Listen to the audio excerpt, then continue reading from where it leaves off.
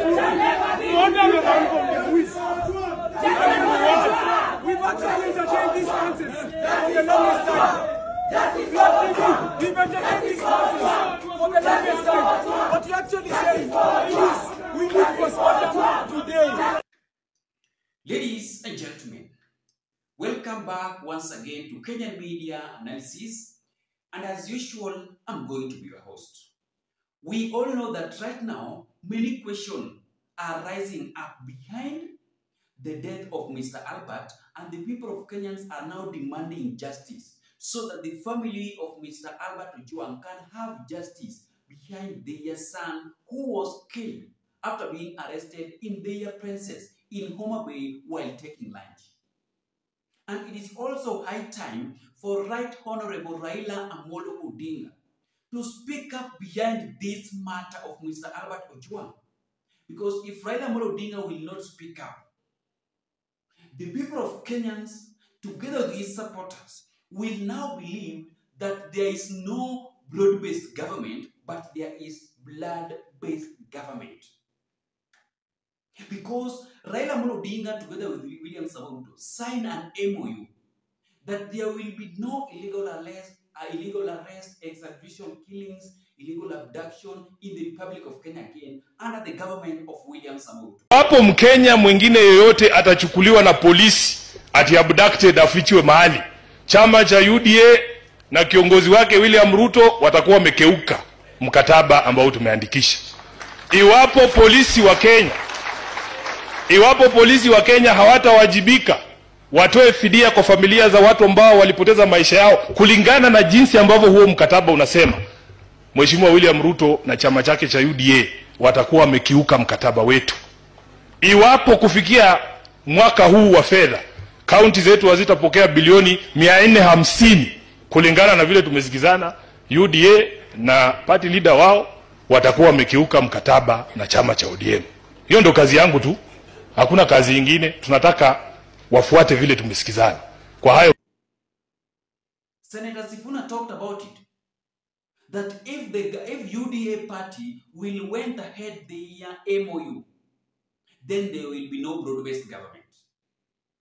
But according to how things are being handled in the Republic of Kenya, it is not going to be much easier for President William Samoei Ruto.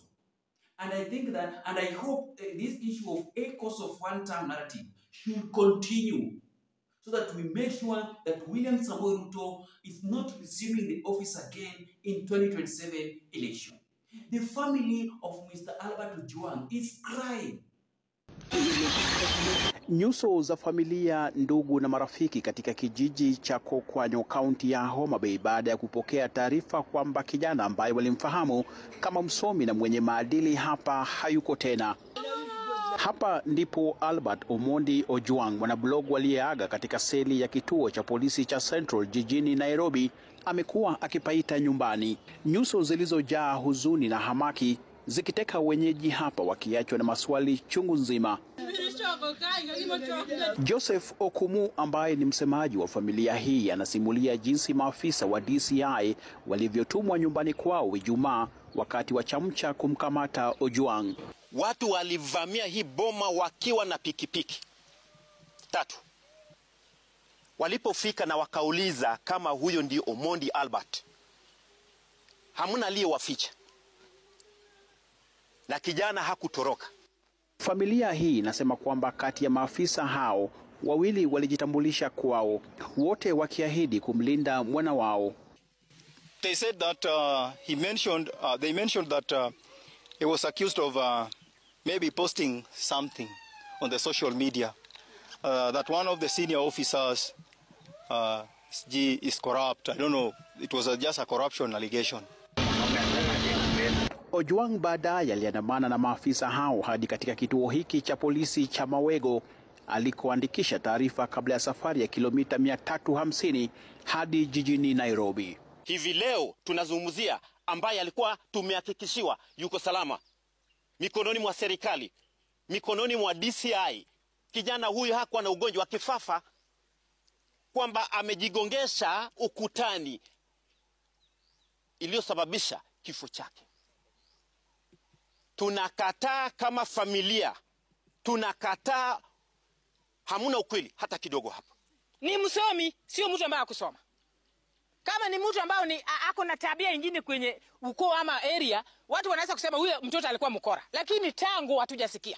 Bustani hili la miti ndiyo limesalia kama kumbukizi yake Albert, ambaye anasifika kijijini kama mtunzaji shupavu wa mazingira. With the lies from the government that their son killed himself inside a cell. How? How can that one happen? That he knocked his head on the wall that led to his death. How? And if you want to understand that this one was a very, very protected assassination plan behind the police, 6 police officers that were sent with the DIG Langat to go into that mission. In Homa Bay County, there is police cell, there is police station in each and every sub-county. In Homa Bay County, there is a court. In Homa Bay, there are a lot of facilities in Homa Bay County. Why is it that they went all along to go and arrest the police officers from Nairobi Central Police Station? Why is it that they went to arrest this young man in Homa Bay County? Kwani huko Homa Bay hakuna mapolisi? Do you want to tell me that there is no DCI officers in Homa Bay? Right now, the comrades are crying. Comrades are now crying inside the mortuary. Hey, shame upon them. Hey, doctors are supposed to serve. They are supposed to serve and serve. Police is supposed to protect, not kill. This is injustice. And if we can fight it, we continue. How can you give someone something? Really, because of power?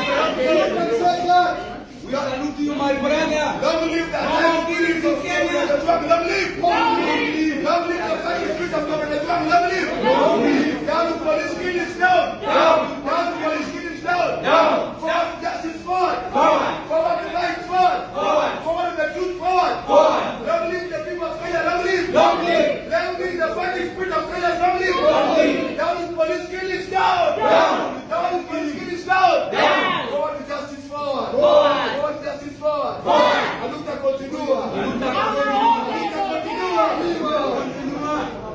Down with police brutality, down. Down. Down with police brutality, down. Down. Down with impunity, down. Down. Down with arrogance, down. Down. No more police killing. Yesterday, and the body had a lot of injuries on the head. The body had a lot of injuries on the hand, the shoulder area, but the head was swollen all around. The frontal part of the head, the nose, the ears, generally the head was swollen. And there was a lot of blood oozing from both the nose and the mouth. Because of this incident. Because it is like that the government is now trying to bury the freedom of speech and expression in the Republic of Kenya. They are not trying to bury this issue of freedom of speech in the Republic of Kenya because they have realized that the people of Kenyans are going ahead to make them accountable. Because the syllabus in the Republic of Kenya is now moving ahead of the government of William Samoei Ruto. And when Rigathi Gachagua told the people of Kenyans that William Samoei Ruto, together with his government, have set aside a killer squad to deal with the leaders and the people of Kenyans that are trying to condemn the government of William Samoei Ruto, we normally take it as a joke. So right now, we are now witnessing what Rigathi Gachagua used to tell us during his rallies, that some of the killer squad have been set aside to silence the opposition leaders and also the leaders in the Republic of Kenya. Anybody that is trying to make William Samoei Ruto accountable will now be silenced with President William Samoei Ruto. How are we going to believe on what Ruto is going to tell the people of Kenya? Because it is just about 2 weeks ago when President William Samoei Ruto asked for forgiveness, that if we truly wrong you, Gen Z in the Republic of Kenya, please forgive us. That is and again, that is the reason why the people did not take his forgiveness, his apology as a serious issue, because they know William Samoei Ruto. It is just 2 weeks ago. Then what is happening right now? What is happening right now? See, hata imemaliza hata 2 months, jamani. It is just about 2 weeks since William Samoei Ruto asked for apology during the during the Thanksgiving prayer here in Nairobi. Why? Hata angemwacha tu, kwa nini walikuwa wanamuua jamani? Why? Because as I'm talking to you right now, there is nothing that is happening. The leaders are just quiet because of broad-based government. Nobody can speak up. Nobody, because they are enjoying the public funds. Nobody can speak up, especially in the opposition side. Because there is something that these people are now enjoying inside this blood-based government. It is now blood-based but not broad-based government, because Kenyans are now, it is now too much where Kenyans are being killed illegally. There is a lot of dramas, a lot of humiliation in the Republic of Kenya, a lot of intimidation under this government of William Samoei Ruto. How are we going to believe that William Samoei Ruto have now decided to serve the interests of the people of Kenyans and also to listen to the ground?